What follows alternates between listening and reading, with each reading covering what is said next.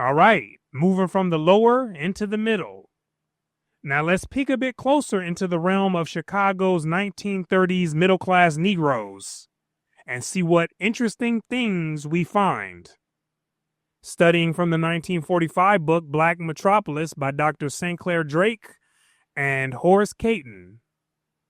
Integrity. Yet the ambitious Negroes are unable to keep their communities middle class because the black ghetto is too small to accommodate its population, and the less well-to-do must filter into these best areas. This was around the 1930s to 40s, when blacks in Chicago were mostly confined to one section of town.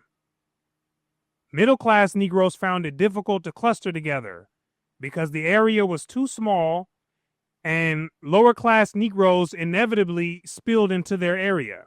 One woman bemoans the fate of her neighborhood. The spirit of the people around here seems to be broken. Which people? The black middle class. And here's why. Some of them were buying their homes. Then the Depression came and a lot of the property went into the hands of the receivers, and the receivers just won't make repairs on the houses. The receivers were entities like banks, which took control of the property once the payment was defaulted on. When the Depression hit beginning in 1929, many Negroes lost their jobs and they couldn't afford the payment. So the receivers swooped down on their property. And apparently they didn't make repairs and they just let the houses sit.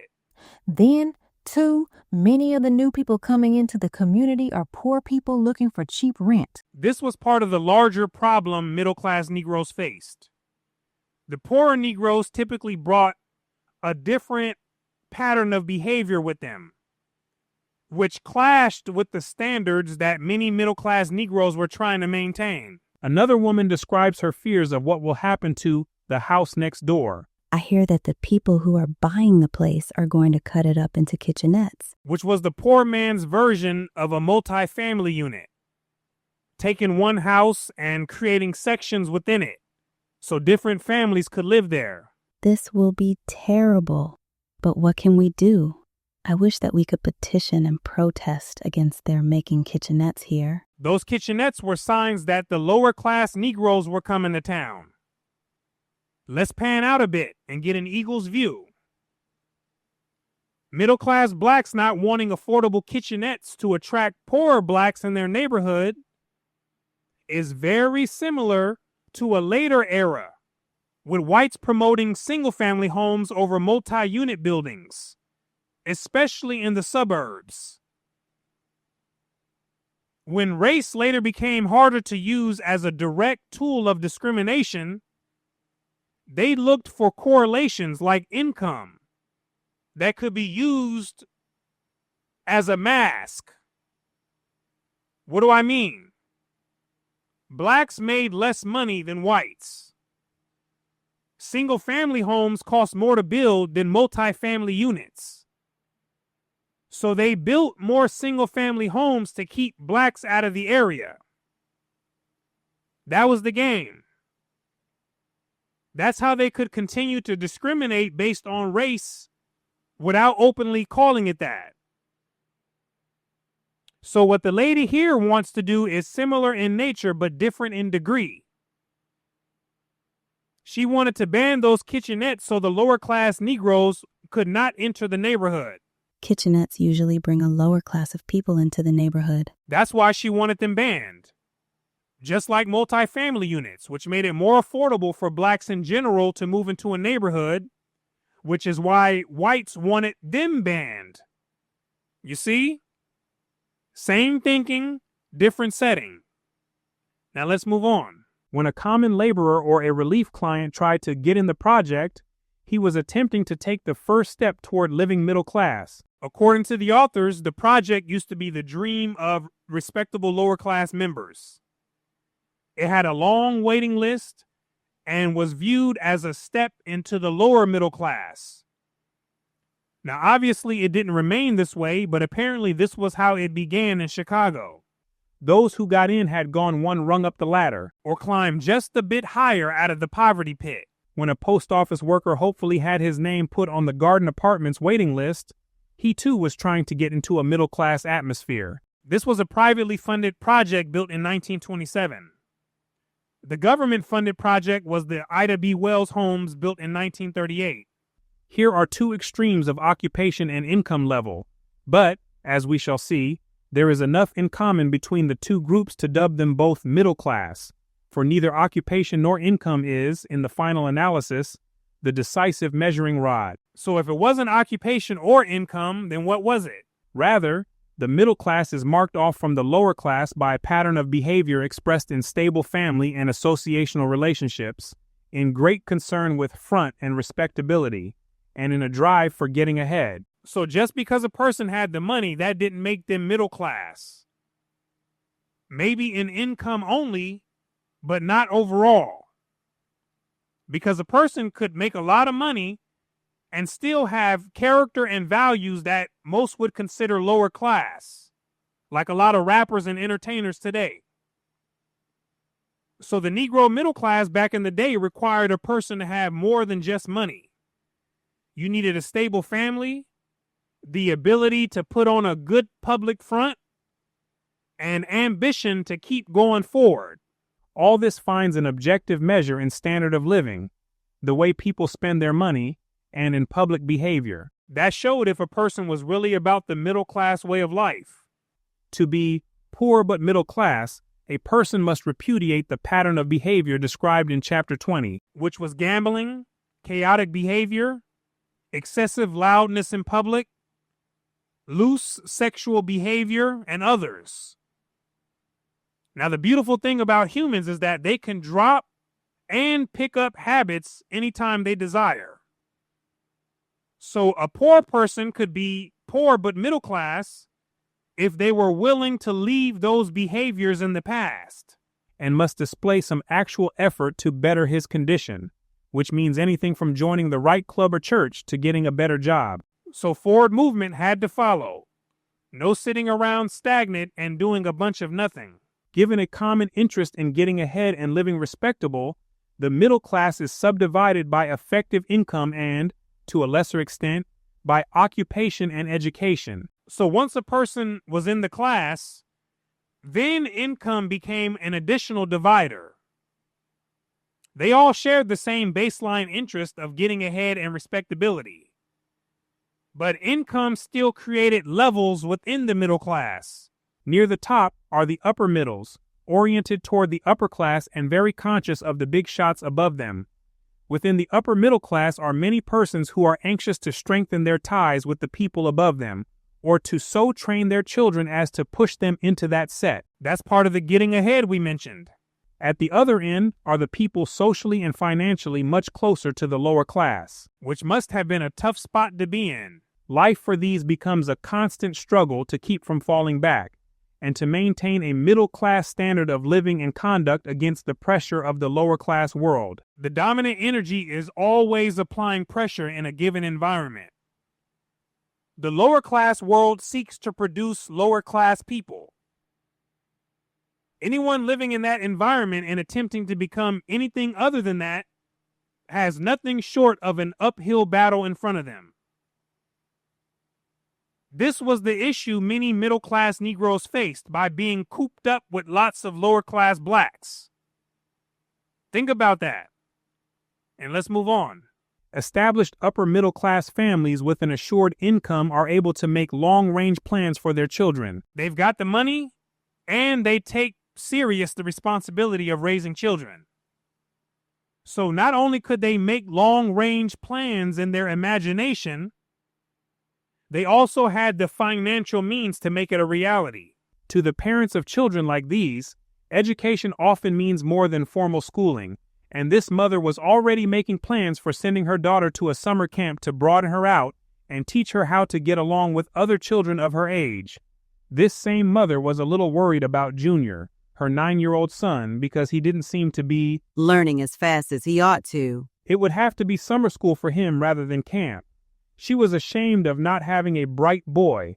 I was talking with a lady the other day who had to send her son to summer school. I didn't tell her, but I had a shaky feeling that my son will have to go this summer. The children are closely supervised, have time for practicing music and for studying. Junior is also being taught that even though he is a boy, he has to help with the dishes. Get your behind in there and wash them dishes. In the upper middle class, this planning of the child's life often begins before birth. This is a major difference from the lower class, which typically makes no plans at all for the kids, which is neither a good or a bad thing in itself. But those practices do lead to greatly different outcomes. One expectant mother explained that she and her Pullman Porter husband had already looked over an educational policy and were studying Parents Magazine and a book on infant care. They're hoping the baby will be a pretty medium brown and smart. Here they go with the color thing again.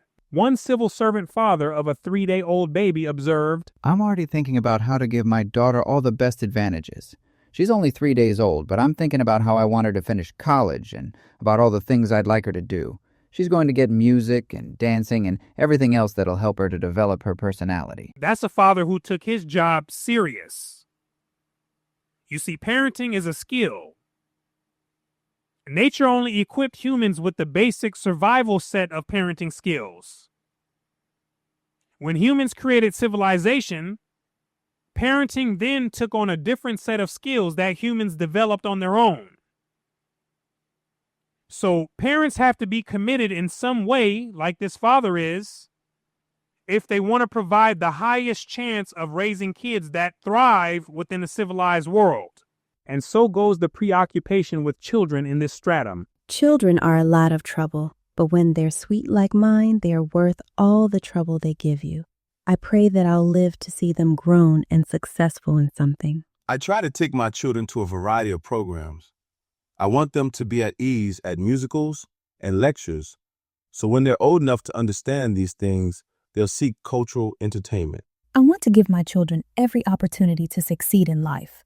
My husband and I try to be interested in all the things that'll help the children. My youngest boy is 7. All my kids are in school. I try to instill in their minds that the only sound way to succeed is by laying a good foundation of learning and then to get actual experience. I hope to be able to see them all through college. I own the property where I live and have a few dollars in the bank. I own a car too. My greatest ambition is to see my children come along and keep this cleaning and pressing business of mine going, or else get into something they like better. So that was a piece of the upper class Negro approach to raising children. They made plans for them at an early age, and they also had the financial means to realize those plans. Now let's return to the lower middle class. Most parents in lower middle class families are people with a limited education, and they earn their bread by hard work when they can get it. During the Depression, many of them were on relief. The backbone of the lower middle class during the Depression years was that group of semi-skilled and common laborers who had managed to retain their jobs. Most lower middle class adults, aware of the strata above them, feel that they have reached their limit in social mobility and place their hopes for family advancement in the children. They see the key to success in education, plus hard work, and they drive this point home to their children. A domestic servant, talking about her 10-year-old son, says, "He goes to Betsy Ross School now. He's in 3A and getting along fine. He's my greatest joy and happiness in the world. I'm going to do everything in my power to see that he gets the very best education so he'll be able to make a mark for himself in life. He'll be able to tell the world that his mother took an interest in him. And if he don't make good, he'll have nobody to blame but himself. I do know how necessary it is to have a good education today." So they're hoping they can pass on just enough foundation for the children to keep moving up the mountain. The last thing a parent in this situation wants to see is their child go backwards, because they've worked so hard to get to a certain spot and they don't want it to be all for nothing. But if a parent has truly given their child all that they have, and then the child still falls backward into the pit, then like she said, the child has nobody but themselves to blame. And I agree with that. Because you can do all you can to raise a child with proper values and even in the proper environment. But all humans still have that one neutralizing factor, which is choice. And that nobody but the individual can truly control. A stockyards worker expresses faith in the success of the builders of better mousetraps. The laboring man's chance is slim. I'm trying to educate my children and bring them up so they won't have trouble finding work. I tell them all the time if they do what they're supposed to do well, they won't have to worry. Many Negroes have good chances these days if they'll only grasp the opportunity, especially if they've had a good education. Sometimes passages like this throw me off because this gentleman is talking as if things weren't bad at all at that time. He's speaking as if blacks actually did have many opportunities, which I find to be a bit difficult to believe for that time period. Now, maybe from his view that was the case, but he speaks as if this was what it was. Over and over again, these sentiments are repeated by Bronzeville parents, usually accompanied by the statement that they are sacrificing for the children. This whole philosophy was summed up by the mother of 5 girls and 3 boys, all under 16. Her husband was earning $30 a week in a mattress factory. She did not work, stating that, I have too many children to work. The Lord knows I need to. Everything is so high, but I can't leave them to try to work. Raising them is a job that never ends. I have my children under pretty good control, though.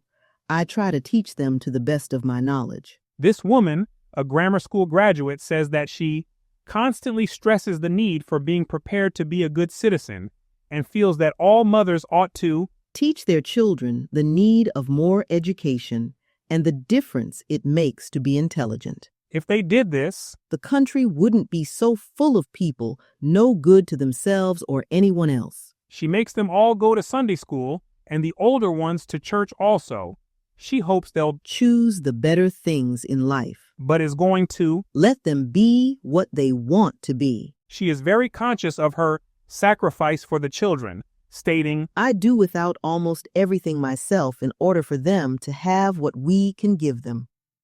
I explain to them that I am doing my best and sacrificing my life that theirs can be better for them than mine has been for me. Children in lower middle class families very often get this kind of lecture, and they needed it. Now stay tuned because we've got some more. I thank you for your time and attention. My name is Brooklyn St. Michael, and I'll see you in the free world.